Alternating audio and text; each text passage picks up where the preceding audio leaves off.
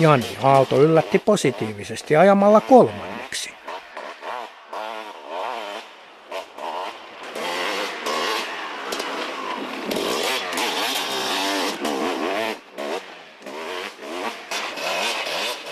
Kimmo Hintikka ajoi myös mukavasti, ollen 5.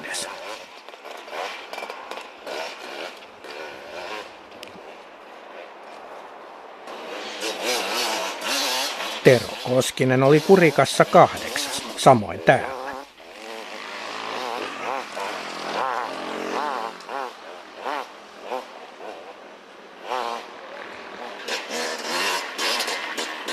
Santeri Eniala ajoi 7, kuten edellisessäkin kisassa.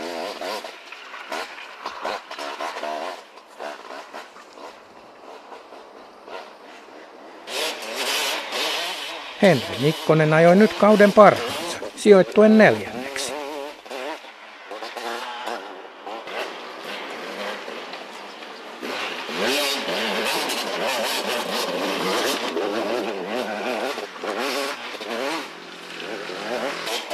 Petteri Silvaan väitti, ettei osaa ajaa lumella.